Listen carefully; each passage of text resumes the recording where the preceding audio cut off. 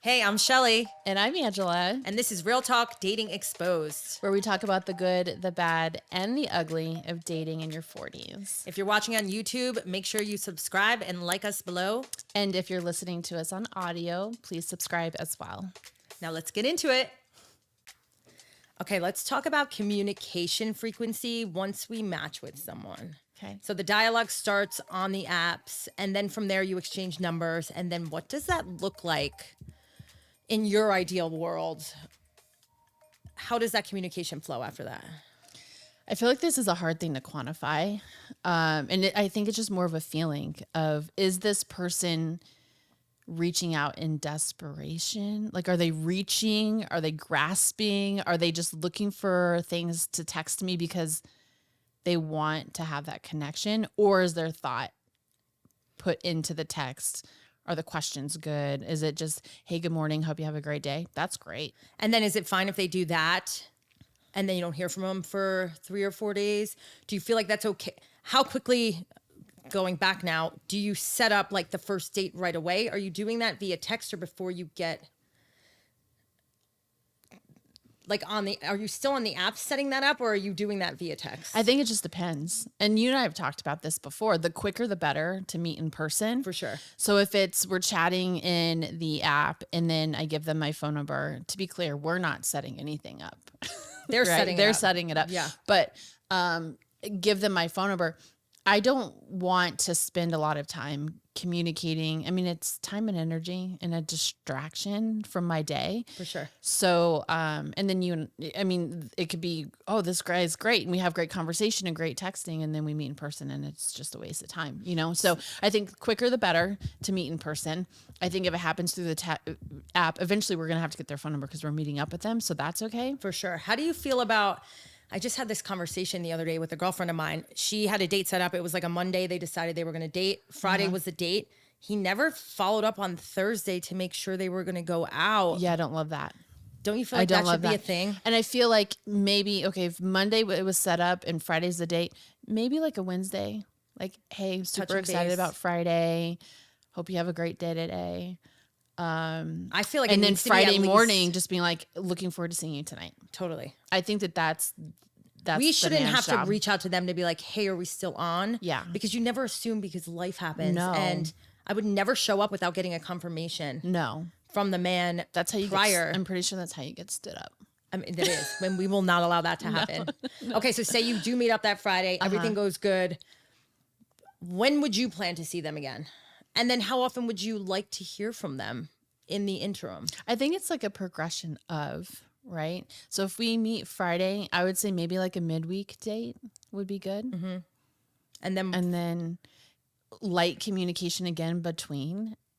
Till the next date? I don't really like texting a lot back and forth. It's just not anything. Plus there's a lot that can, I mean, you're not reading tone. You don't know the personality via text. If anything, voice notes are great. Yeah. We love us some voice notes. We love the voice notes. That would be great. But I don't know. I'm just so sensitive to anybody that's looking to fill a void. So if it's a lot of texting back and forth and it feels extra and like over the top. Then how do you combat that? I just observe. Yeah.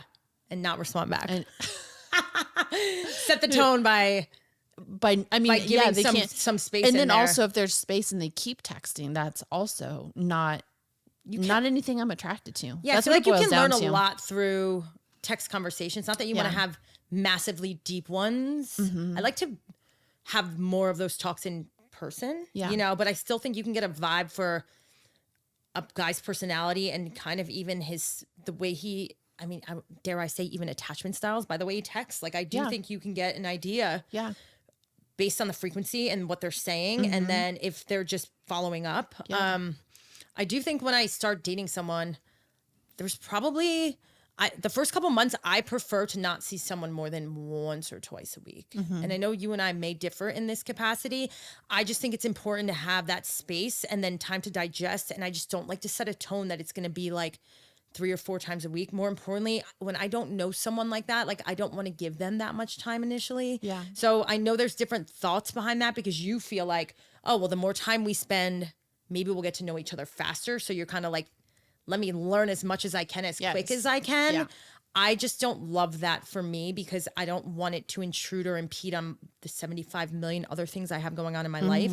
But I also want to know that, will they be consistent week after week after week if it's once or twice a week? Right. You know, how do you feel about all that? Yeah, no, I agree. I mean, you and I have different stances, right? Because I'm like, if I date someone for 3 months, but I've only seen them once or twice a week, that's 6. We'll do the math. 8 times a month, right? Like, and it also just depends on what are we doing? What are the conversations? How in depth is this person? The one thing that you and I've been talking about lately is there aren't a lot of great question askers, you know, and I feel like as you spend more time with someone, if they're not reciprocating the questions and they're not taking the time to learn who you are, I feel like we see this a lot. It's so frustrating. It's very bizarre. I find myself getting so frustrated because I'm like, I don't think it's not intentional. It's just complete unawareness. I wonder if men, do you feel like women are unaware? I wonder how men feel about if it's the same for them. Meaning we often find in dating that we'll find great dudes, have their shit together, you know, fun to be around. But when it comes to getting deeper below the surface, we ask all the questions to find out about them, right? Like we want to know,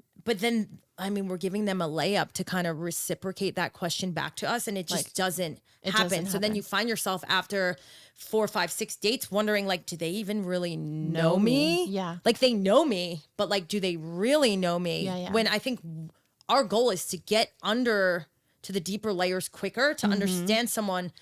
And maybe there's women out there that are just happy doing the frilly dates and they don't give a shit. I don't know. You and I are more like, I want to know this person get to beyond the fun dinners and drinks and whatever. And understand and hear stories. But I feel like it's fascinating at 40 in these men in their 40s and they don't do a good job of making us feel like they want to know more. And like I said, I don't think it's intentional. I just think they're just not aware of it. That's bizarre. Yeah, I know. We're just conversation. Yeah. It's so natural to be, if someone asks me a question, to be like, answer it. And then what about you? Yeah. Like, how do you feel about this? Yeah. Oh, well, what about you? And instead it's just crickets. Literally, like I've sat there and just in silence because I'm like, I'm going to make this a little uncomfortable so that maybe you'll pick up and I'm going to give you a minute to be like, oh, I should probably ask her. And it doesn't happen. Okay. How do we feel about FaceTime, phone calls before we meet? I get the theory behind FaceTiming prior to meeting because it goes back to our other episodes of like, am I getting catfished? Yeah. Do I know this human? I don't love that. I don't love seeing someone FaceTime me before I meet them. I just don't love it. I don't want to do it. I will have a phone call. I'll have a conversation. Yeah. I will text. I'm more of like, let's just get together and meet. Yeah. Because I'm just more in the land of organically seeing each other face to face and let's do this. I'm not a fan and I just don't love the FaceTime. What about you? I feel like I would just decline it. Be like, sorry, can't talk because I really have no. But you have no desire to do that? Like, would you? To do it. Yeah. If someone wanted me to FaceTime them. You think it's a little weird? I think it's weird. I think it's just like, well, then let's just schedule a date. But I get on the flip side, men, and they popped into our comments. They do it because they're scared and nervous. They want to make sure the woman's showing up the way they are presenting themselves on the apps. I get that. I just still, like, half the time I'm home and I'm like, it's like my safe space, right? Where I'm just like messy buns and like, I'm not on to be like, have someone else looking at me that I haven't even met yet. I don't know. Yeah. I just don't love it. Yeah. I don't love it. Same. Obviously I'll text. You want to have a phone conversation, gladly do that too. But FaceTime is not my jam. Yeah. Yeah, I agree with that. But a conversation's great, even though I don't love talking on the phone. Neither do I. But I do think you get an idea of the conversation flow. Can I have a conversation with this person? Are they asking the right questions? You know, I was on a phone call yesterday. I was just like, okay, good questions, you know? So that's refreshing when we hear the good questions. That's nice. Yeah. So I don't hate the conversation, but then again, it goes back to just being really aware of how much time I'm spending with this person who I've never met, you know? Which I feel like we kind of try to minimize until we get them in real time. Yeah. Or else we don't know, why are you wasting all of these minutes hours on phone conversations where you are getting a grasp of who they are. I get that, but it still does not change the dynamic that's going to occur when you get in person. Now, what about dates? What type of dates do we think we should be going on where it's less about the distraction and more about who's in front of us? Because this is tricky, right? I mean, I've experienced this where I'm like, I'm going out more. Maybe I'm drinking more. There's music. And you feel like that's changing. There's dancing. Yeah. You know, and then it changes the way you interact with someone or the way that you might feel with someone based on all of that. Agree. I mean, everyone knows I love me a coffee date. I love me a coffee date, a 30-minute coffee date. I'm not mad at a lunch either. I think not in this Arizona weather right now, but I think one of the best dates I had was a hiking date. Mm-hmm. I mean, you're kind of like out. It's showing you a lot of things about someone, right? Like you have to hold a conversation. It's just the two of you climbing a mountain. But more importantly, like, will they help you up the step? Are they watching to make sure that you're still good? Are they asking you, did they bring you snacks? Like, I mean, all of these things can happen. You're getting a good vibe on someone just based off of that little shift of like, hey, do you want to maybe try a hike instead of a lunch? Yeah. I do think I learned so much about someone on that. Yeah. On that date, you know, it's just, so I think anywhere where you can, I think removing alcohol date one is always great. I mean, it doesn't happen often. Let's call a spade a spade. Yeah. It does not happen often. Normally there's a cocktail flowing or two. Yeah. But I think just doing things where, even if it's a little bit more interactive, but you still have to have a flowable conversation, I think. Like movies. I feel like a movie would be the worst. First date. Yeah, I mean, I've done it. And then I'm like, what are we even doing here? Because, and then you took my pretzel too. So like, I guess I did learn a little bit about him in that, but ultimately, there's nothing you're learning about that human unless you're just watching a good movie. Not mad about that, but it's not, you almost need a second first date. Yeah.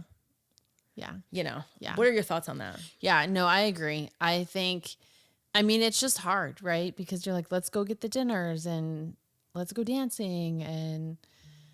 But I've actually never had a hiking date, but I'm not a big hiker anyways. You're not a big hiker. Yeah. It just was fascinating to see how much I learned about his mannerisms. And was he gentlemanly in the way of like, making sure I'm okay. And he did pack snacks and water and like all the things where I'm like, this is cute. I mean, I'm sure places you could picnic. That would be fun. Would they put it together for you and take the lead? And like, I just love that. It's kind of like chivalry is not dead. Yes. In a different way. Right. But I thought I would love to do that again. Hiking would be a great first date. Not in the middle of summer. Yeah. I mean, but there's other things, right? Like you could do a walk or coffee is great. You could paddle the river. Like, those are all good things where you're just like, it's just me and you. And I think getting that one-on-one time minus the distractions give you a better insight into who they are. Their tendencies and all the things. Yeah. Yeah. But again, I'm going to full circle with the fact that if I'm dating someone, even if I'm really into them the first couple months, I don't want to see them more than once or twice a week. I don't. And I won't. And I need that time also to just process how I'm feeling. And then also you need time to like miss the person even, you know what I mean? Be like, okay, you're able to do your daily grind, but I want to be able to miss them. And I want to see how they interact when I'm not there either. And see if they miss me and what goes on. So I keep that frequency low initially. But are you also dating other people at this time? I'm intentionally dating right now. So if it's someone that I'm interested in, I don't date multiple people at once. And I make that clear pretty much up front. You know, I'll let them know like, hey, how are you feeling right now? Because I'll be the first, and maybe that's me in my quote unquote masculine, but I like to be honest I'm secure enough to be very honest about how I'm feeling. So if it is them, it's, hey, I really enjoy our time together. I want to see where this goes. And just so you're aware, like, I'm not going to be talking to anyone else because I don't think you can accurately and effectively put your energy into two people if you're genuinely trying to be intentional with that person. That's just me. And I don't ask for reciprocation on that or even a communication back, but I think naturally it triggers the man to kind of be like, oh, well, I feel the same way. Yeah. You know, but I like to lay that out there from the start. And I'm a little bit different. You are entirely different. I feel like you and I will get there at the same time. I just don't feel the need to communicate it because I don't want it to change what they're going back to, like, I want to observe what they're doing and how they're. So it's like, okay, I am of the mindset of I only have so much time and energy. And if I find someone that I'm like, there's potential here, then I agree. I don't want to be confused with have any other like influences in that situation. But I don't feel the need to communicate it because I feel like it could possibly put the man in a position to feel obligated. Maybe obligated is not the right word, but for him to be like, oh shit, if she's doing it, then maybe I need to be doing that. But don't you feel like catching him off guard in that moment and just being authentic would show you, his reaction will tell you everything you need to know? Possibly. I feel like it does. Yeah, possibly. Because I feel like when it's genuine and they genuinely are feeling the same way, it's almost like they're relieved to hear it from you. And they're like, oh my God, I feel the same way. I think I would also sense if someone, which hasn't happened, but if they were like, oh, okay, and there was like a hesitation there, then that would tell me everything I need to know. Yeah. Yeah. So I get both sides. I'm just much more of like I'm a talker, right? I want to get it out there. That way they don't feel confused about where I stand. And I feel there's nothing wrong with that, but I 100% see your side as well, which is just like, hey, my actions are going to dictate the fact. I was going to say, I'm just big on actions, right? Like if you're giving me time and you have that consistent communication, then I kind of already know what your intention is. And you don't need to talk about it. And we don't need to verbalize it because I think at least my experience has been, then it just progresses things, right? And I'm also more of the mindset that I think the man needs to have like initiate that conversation. Not because I'm not comfortable in how I feel, but I just feel like he's the man. I want him to take the lead. Do you feel like there's... And so I feel like it's also interesting, like if he waits longer to have that conversation. What's longer? I mean, if we're consistently dating, I would say probably like 2 months. Like if we haven't had the conversation of like, where is this going? How are you feeling? Do you initiate it? No. Never. Mm-mm. Even if it's not had? No. Oh, see, I would. I mean, I would say at that point, I don't know. I've never been in that situation. Yeah. So I can't say what I would do. I feel like I would. Yeah. I just don't like waiting around and wondering if there's a part of me that's feeling like, oh, we should have had this by now, but we're not having it. Then I'm going to make it happen. But if you feel like if you're getting all the other signs, the actions and the communication. But then I feel like it should be no problem for him to verbalize that to me. Yeah. Yeah. I could say that. You know? Yeah. So maybe again, that's where I lean too much into my mask. And no, I think it's just being secure and being like, you know what? I feel good at where we're at right now. And if for some reason he's not able to verbalize that to me, well, then I'm going to verbalize it and put it out there.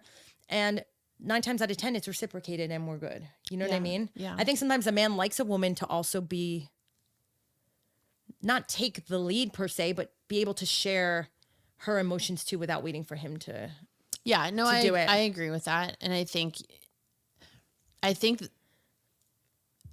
the level of emotional availability that you and I show up or any woman shows up also will give that man the permission. Can we say permission to show up as well? Like they're going to match us and they're going to feel safe with us because we're also giving them that soft platform and space to share.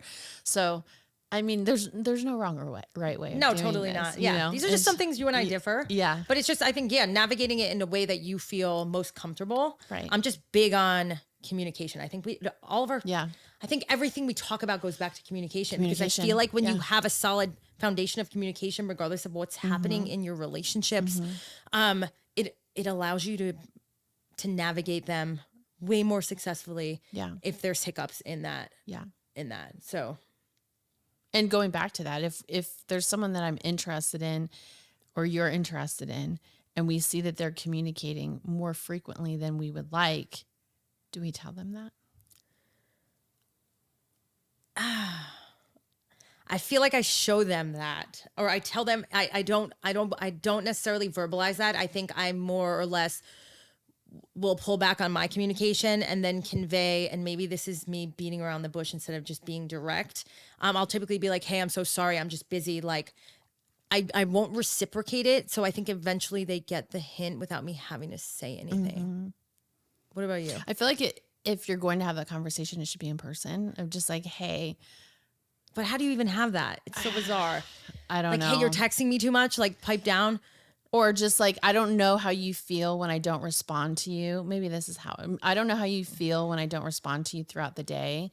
I don't want you to take it personal. Just know I'm not a big texter. I'd much rather save our conversation for in person. I think it's okay to have that conversation and then sit back and observe to see how they handle it. Proceed. Well, maybe it'll make the light bulb go off and they'll be like, ooh, okay, I won't. Yeah. I'll save that for a person. Yeah. You know? Yeah. But yeah, none of that overly aggravates me. Mm-hmm. I mean, yes, actually it could. Yeah. Over texting could. I just don't think I've had anyone where I'm just like, whoa, I'm in a meeting and this is excessive. Yeah. Yeah.